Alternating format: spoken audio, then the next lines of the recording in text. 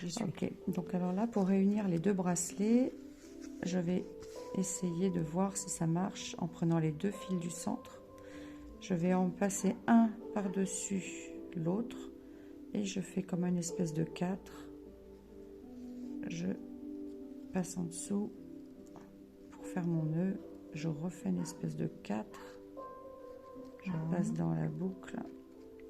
Un peu comme quand on fait un lacet de chaussure. Hein.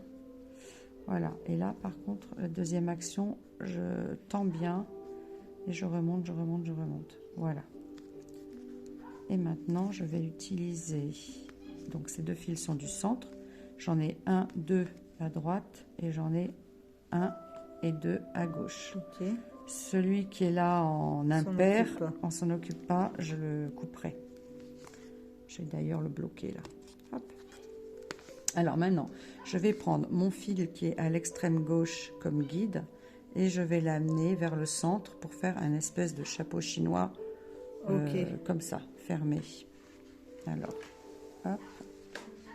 Je prends le fil suivant qui est le fil tisseur et je commence à faire un V avec mon guide. Le fil tisseur suivant. Et toujours deux actions, 1 et 2. Et dans le même sens.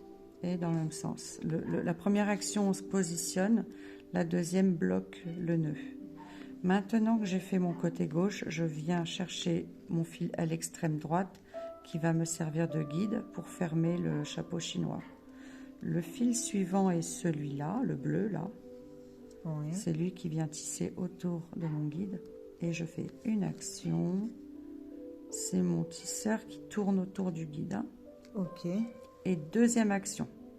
Quand je fais la deuxième action, ça bloque le nœud, hein, il ne bouge plus. Le fil tisseur suivant, c'est le bleu là qui est à la suite.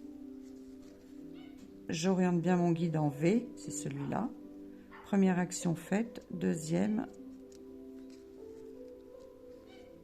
Voilà, il est bloqué. Et maintenant, il me reste ces deux là. Pour refaire un nœud central, donc une espèce de forme de 4, oui. Comme ça. Première action, on tire de haut en bas. On refait la même chose, l'espèce de forme de 4 là. Je sors dans la boucle. Et la deuxième action, donc je tends bien mes deux, je remonte et je serre. Voilà, et là, ils sont attachés ensemble. Alors, pour une question de joli, si le poignet n'est pas trop petit, je pourrais reprendre ces deux-là comme guide et refaire un chapeau chinois fermé à la suite. Alors, ok, donc je vais essayer peut-être. Voilà, allez.